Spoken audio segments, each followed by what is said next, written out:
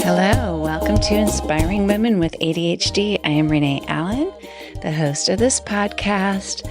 I am trying to get my voice to pick up here. This is about my fourth try making this intro, and it just sounds really low, and I keep upping the volume. It might be my first talking in the morning voice that's doing that, but I hope you can hear me okay, and I'm glad you're here. I don't know if you love Nora Ephron movies as much as I do. In fact, I don't even know if is Sleepless in Seattle a Nora Ephron. It probably is. I should know this. But I love Sleepless in Seattle, You've Got Mail, even Bewitched with Nicole Kidman as Nora Ephron. Oh, yeah, she did do Sleepless in Seattle. I had to look that up real quick. My morning brain. But just the way she writes, all the details, and the way she does the setting and everything. Anyway, I just love it. I love it. It speaks to my verbal loving, language loving.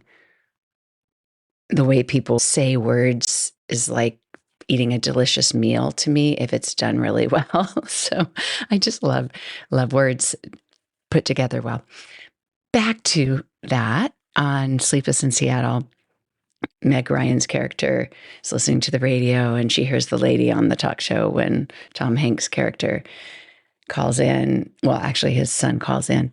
But my voice this morning is just reminding me of that woman on that talk show. Hello, this is Dr. whatever her name is.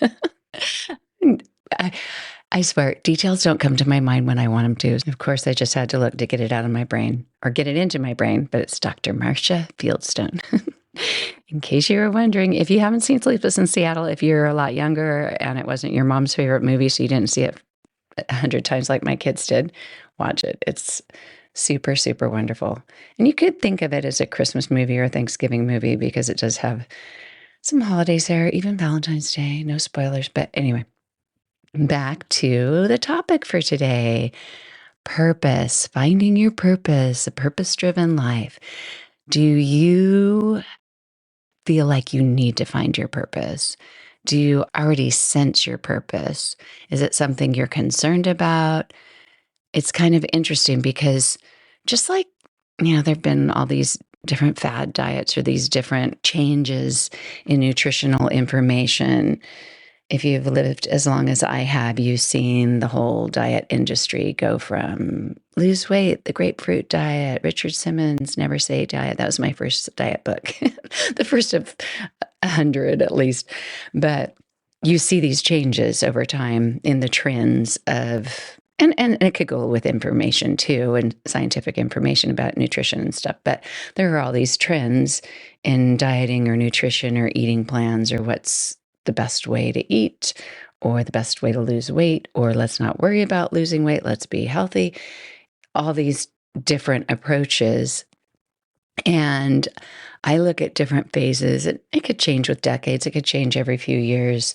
Like when blueberries were the fruit you needed to eat, and all of a sudden pomegranates were, because, I don't know, maybe it was just the marketers, the PR people that wanted pomegranates to sell, and they started naming them Palm. They had a palm company.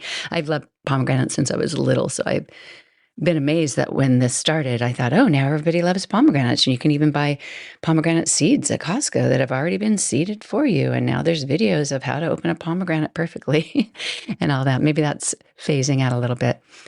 But these waves of information come to us, or trends, or books are written, or videos are made, whatever is done. I've noticed that with purpose, I've always thought about what's my purpose here on earth. Since I was little, I've recognized that that's a question to have. And I felt this need to do this or do that because I'm only on earth for this amount of time. Am I fulfilling my purpose, or what is my purpose? Is it for me to fulfill, or is it just fulfilled by me being me? All these questions that you could have, or even just ways that you think without even having the questions. But it's something that I've known that people ask because from the time I was little, I would see movies made or books written about finding your purpose, or why am I here on earth, or am I making the most of my time? All of that, because we want to feel fulfilled. I would think most of us are, but it's kind of interesting because this past week, I go onto Reddit. Sometimes there's an ADHD for women group. I think it's ADHD women. Anyway, I see posts on there from time to time. I don't interact that much, but I like seeing what's going on there. And one of the women was saying that it bothered her that so many approaches to helping women with ADHD were to be productive, to accomplish something. The help that was given was so that you could get something done. And that bothered her because she thought, do we always have to be about what we get done? And I thought, well, I kind of do, because I thrive on getting things done. And I don't feel like it's because of a societal pressure, because the first book that I read on ADHD is The Radical Guide for Women with ADHD. I think that's the name of it. My friend recommended it when she found out that I had ADHD. And it's been hard for me to read books for the past, I don't know, 7 or 8 years. It could be a whole decade by now, but I had a hard time sticking with it. But it's not that book's fault. It's more my fault. But I would pick it up and read it here and there. And then I tried audio and listened to it in chunks. And so I've listened to a lot of it. And some of it put me off a little bit. I mean, it didn't upset me or offend me, but it just didn't have information that I really related to when it was talking about feeling pressure to accomplish things. Although that did help a little bit, because I started looking at that in my own family, the patterns that I developed as a mom and the things that I do for my kids or in our home or when we're together, and realized I don't always want to do that. I don't always want to be the one making the food or cleaning it up. And I realized I really don't have to do that. I may have started this trend by teaching them that that's what I do, but I don't have to do it all the time. And I can even back away from it and say, I'm not doing it this time or ever. It's up to me. My kids are older now. But yeah, so I guess it was helpful. I guess it was helpful now that I'm evaluating it. And I do love to evaluate things. But as far as rejecting the idea that I need to be productive, I'm not doing that, because I really do love being productive. It's just in my genetics, it's just in my being, that I feel so much better about myself if I'm getting things done, not because society's asking me to, but because it gives me energy. Just like when you weigh if you're an introvert or an extrovert. And the more that I learn about this, so many podcast topics we could cover here, but the more I learn about being an introvert or an extrovert, and there's different categories for that even, is it's not, do you love to be around people? Do you like to talk to people? It's, where do you recharge? Where do you get your energy from? And I do need alone time. I do love alone time, but it's not so I can recharge. My alone time is more so my brain can clear out, so I can reset my brain. I think it's not an emotional recovery. It's just sometimes I can't think straight with stimulation all the time.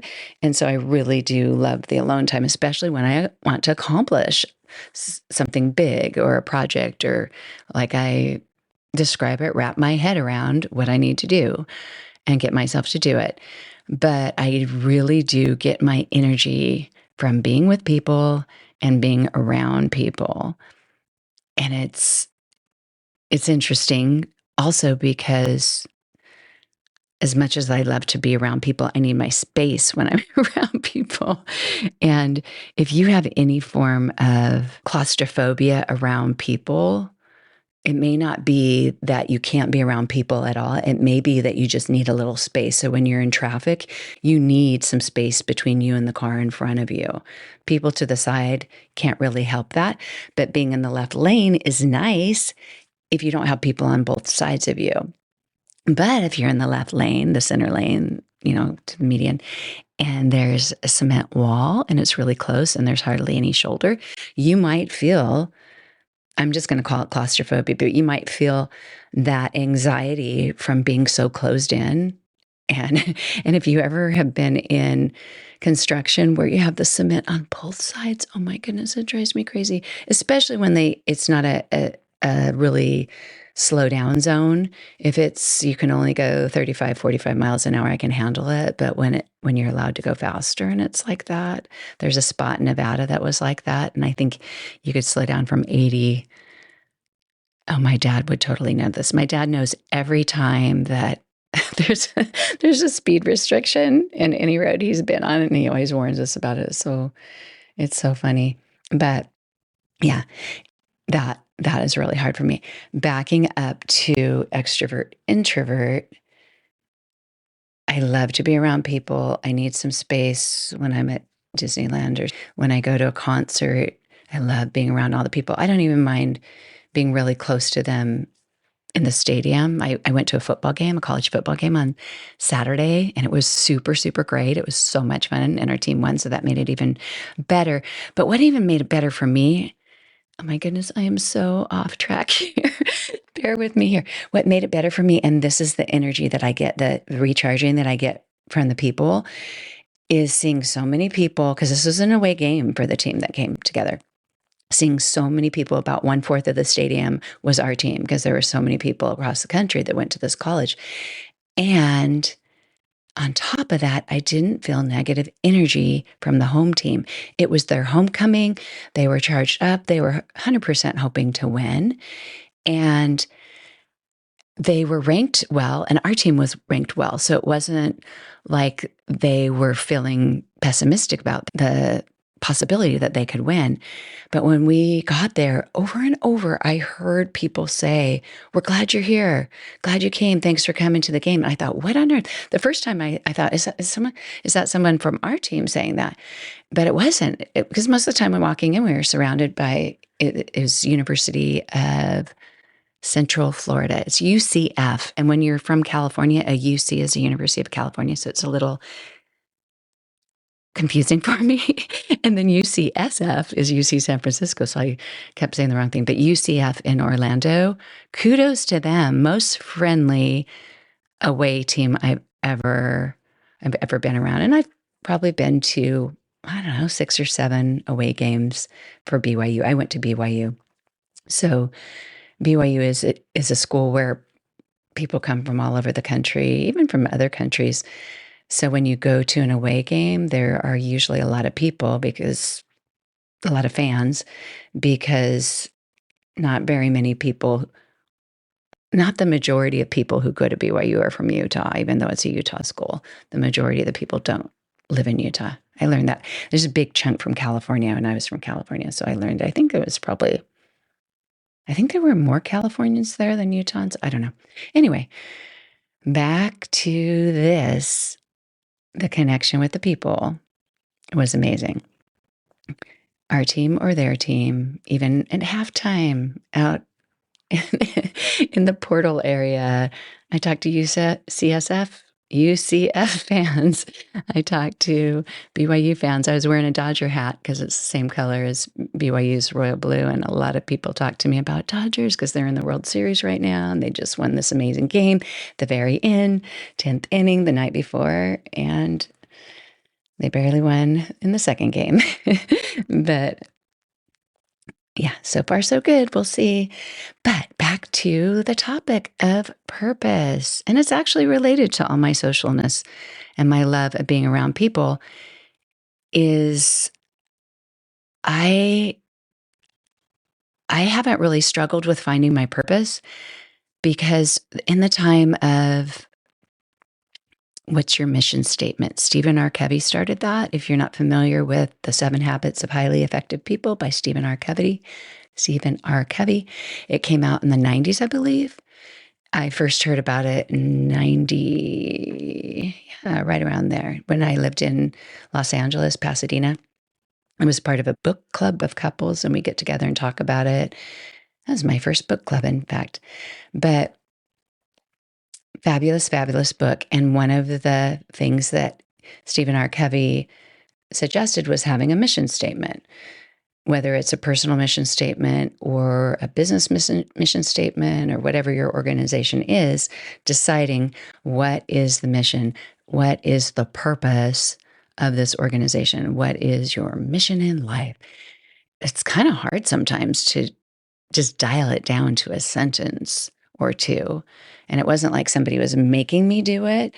But at some point, probably, it could have even been like 10 years later, because it really caught on. And I wasn't working full time from the time I had my first child.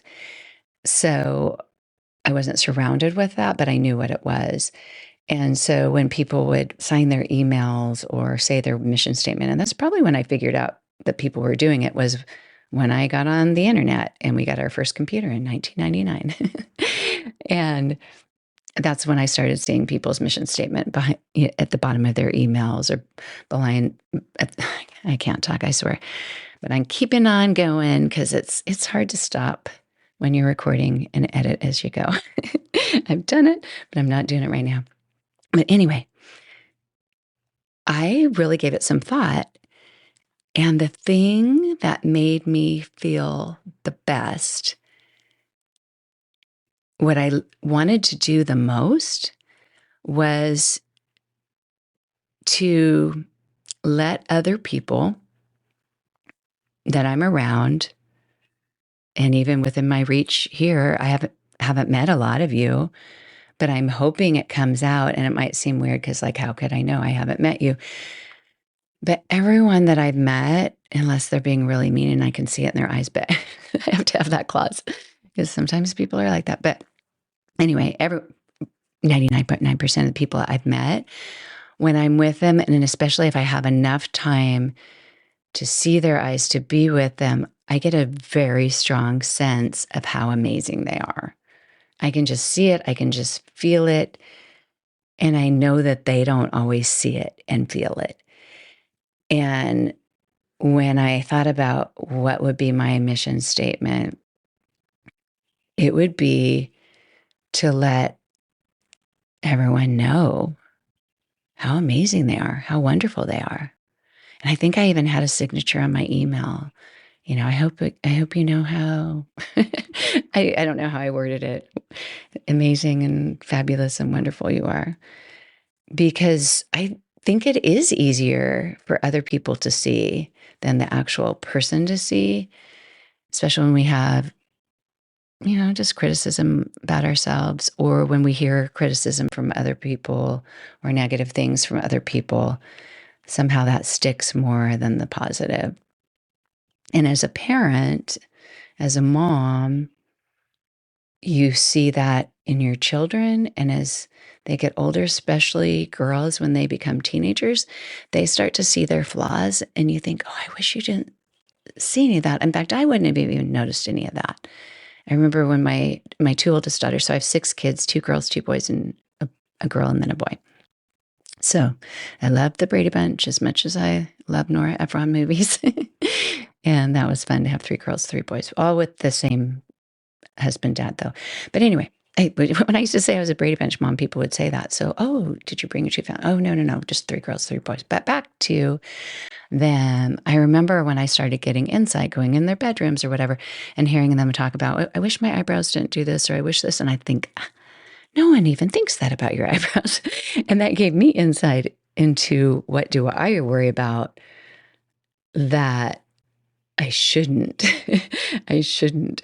And it is crazy, isn't it? That you'll hear somebody complain about my hair is too curly or something, and you'll think, I've always loved your hair. So helping them see things, and obviously our bodies aren't us. So the outer isn't even as important as the inner, but we all see the outer and we get distracted by the outer. And people in our world are accepted more, or just instantly loved more, I think, if they have the beautiful outer. So I don't know if it's like that throughout the world, but it's definitely a thing. But that was my mission statement, to help other people feel their value, know their value, know how amazing they are, see what I see what others see in them that maybe I don't even know them as well. Well, obviously, I can't know everyone as well as a lot of people do, their family members and stuff. So now when people talk about what's your purpose, to me, when I was talking about the trends in eating, nutrition, diets, what kind of food, pomegranates, blueberries, antioxidants, things that we didn't hear about before, it's moved toward purpose. And I know there are books about finding your purpose or the purpose-driven life, find your why, find your purpose in life, create a life that matters, get out of your own way. You only have one life, your one wild and precious life. That can put some pressure on you. Like, what is my purpose? I don't know. And if I don't know, am I living each day like I should? Am I aligned with my purpose? One of my friends is a podcast host. In fact, she taught me how to podcast, Emily Perry, how to podcast. She created a course on it and I took it. And I think I was the only one who took it. And I feel blessed because we got one-on-one time, and I used to live in where she lived in Santa Cruz, and I absolutely loved her yoga classes. And now she has this business where she's teaching people to find their purpose. Just a shout out to Emily. Her website's called The Purpose Habit, purposehabit.com. But she teaches people to align their lives with what matters most. And I thought, I haven't trained with Emily in this, but in knowing other yoga teachers, and if you ever took a class with me at a yoga studio, you would see I was kind of the one of these things is not like the other. I was the teacher there who was probably the most non-yoga-ish, the least, as some people say, woo-woo, the least yoga philosophy. Although what drew me to yoga was that what I learned while I was doing yoga, not necessarily from the person I was doing it with. Sometimes they'd say things and I'd think, but a lot of times it was just by doing yoga and learning how to have that time to myself and just enjoy being in my body and appreciate that I am this being in my body, not my body, but actually moving my body and using the breath to help me relax. By doing that, and I didn't know I was doing any of that then, I learned more of that when in my yoga trainings, but by doing that, I had time, I had an understanding of myself to figure out my life better and to leave that hour and a half hour, whatever amount of time I was doing yoga, I would leave that and take what I learned about myself and what I gained emotionally and somewhat in my brain, brains are emotion, but intellectually, what I learned, I could take into every minute of my day. And I just thought, wow, this is pretty powerful. So I do it because it made sense with my spirituality, even though it was different than everyone else's spirituality, if that makes sense. I wasn't a bhakti yoga teacher or Hindu or these different faiths that come into yoga. But I learned so much. And I feel like anyone who's learning in their own spiritual belief, we're all just trying to find our way in life. And I think it all stems from the same truth, but over time, different cultures, different people, different religious leaders, whether you're in a religion or not, everyone finds their own way that works with their brain, their body, their family, their culture. Oh my goodness, I'm just going all over the place here. But it's how I think, and I hope you're okay with that. But back to finding your purpose, that is a little more pressure if you need to align it with your values. And I think that's why finding your purpose has become the new way of figuring it out, is because stating your values or understanding your values has become the what's your mission statement. With a lot of websites, you'll go, these are our values, so people can go and see. And I don't feel a need to do that. In fact, I feel pressure in trying to put my values into words. That would be really hard for me.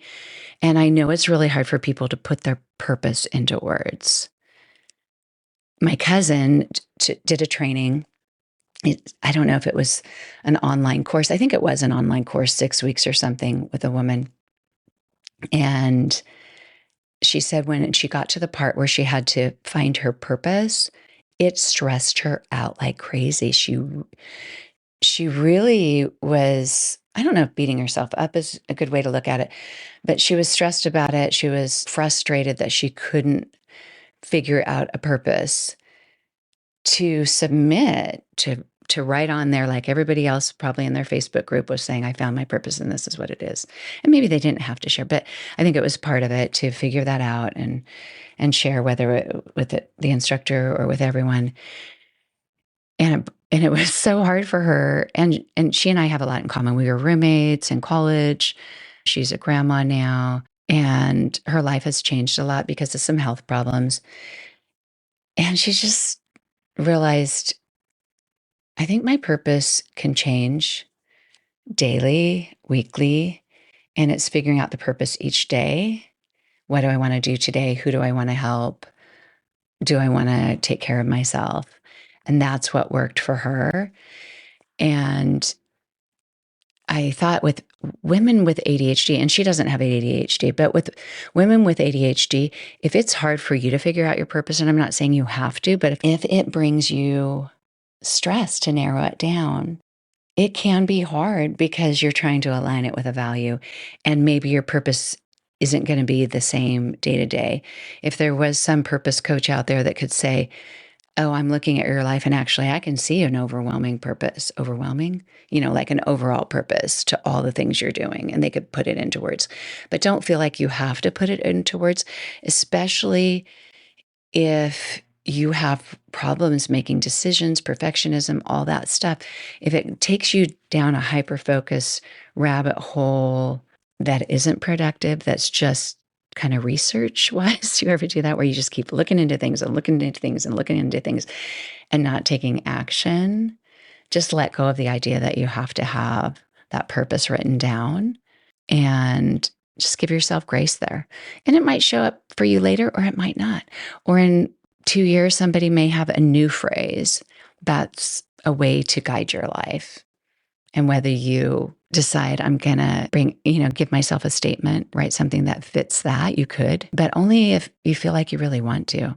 More than anything in this episode, I wanted to just give you that peace of mind that I wish I could have given my cousin when she said she was just in a lot of turmoil and frustration of, why can't I figure out what my mission statement is? Not my mission statement. Why can't I figure out what my purpose is? Maybe she would have thought the same with the mission statement. But when she told me that, I thought, you don't have to have a purpose in a sentence or a paragraph or one that stays with you forever and that you have to feel committed to. Sometimes that's a lot of pressure. And when you have the inability to be decisive already, which a lot of us do with ADHD, that can be really hard to determine. So if you're trying to find your purpose or identify it, what you care about the most, you can probably think of what you care about, but a lot of people are aligning it with causes. Do you know what causes you care about the most? And that can change. Or what matters most? What are the few things that matter the most to you? All of those are most things. They're things that have an extreme to them. The most is the most. But if you say 2 or 3, still, that's the most. And sometimes it's hard for us to categorize. I know when I get emails from people that say, write back and answer with one word that describes this, or even they do that on Facebook posts or things. I think I need a sentence. I need a paragraph. I can't just bring it down to one word. And part of that is the indecisiveness, but also it's not telling the full story. And if you feel like whatever you would come up with for your purpose might not be the complete picture of what you feel inside or what you want to do, or maybe you haven't discovered what you want to do yet, or maybe you don't want the pressure of having that, this is what I need to do, that sentence or that purpose that drives you, but maybe that's comforting for you. So a lot of people must love it. I haven't thought of my purpose yet, but there are a lot of purpose challenges that people join to see, what am I good at? What do I enjoy? How do I want to leave my mark on the world? Because the whole idea is you're only on the earth for so long. Can you make a difference? And I'm sure you make a difference, whether it's leaving a mark on the world, being someone that everyone remembers, like Albert Einstein, or famous people. And I wonder about that. Is that why we like famous people so much? We feel connected to them, and so many other people know them. We can relate. I don't know. We are drawn toward famous people, and that seems like to be something that we value in our society. But yeah, so I'm sure there are a lot of ways to go about finding a purpose, and maybe I'll look into that. And if you're interested in it, we can explore that together. But so far, I haven't been drawn to it, and I don't feel a pressure to do it. And I just wanted to let you know today that if you do feel that pressure, let go of it. Tell yourself it's okay. And you can keep going in your life and doing as you do. And if you feel fulfilled, then you're doing the right thing. If you're feeling joy in your life, you're doing the right day. I actually did leave and go teach and come back. If I leave that part in the podcast, I haven't gone back to edit out my alarm yet. But that's it for today. If you have a purpose that you know about, great. If not, you probably have one anyway that can't be put into words. And that's okay too. Whatever you're doing, I want you to feel like you're doing enough. You are doing enough. You are enough. But thank you so much for being here today. Happy last week of October if you're listening live. Almost Halloween if you celebrate Halloween. It's fun when you go with little kids. It's fun as a child. It's probably fun for a lot of people in different ways. But happy end of October. Have a great week, and I will be back again. Bye.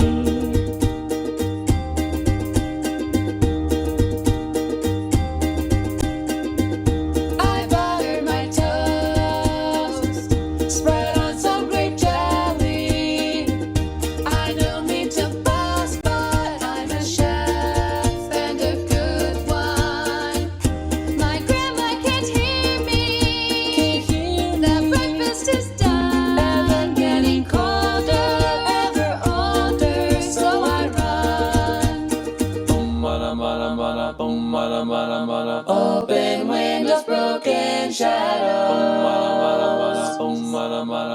Frozen dreams are left for tomorrow. Without a cause, no time for a pause.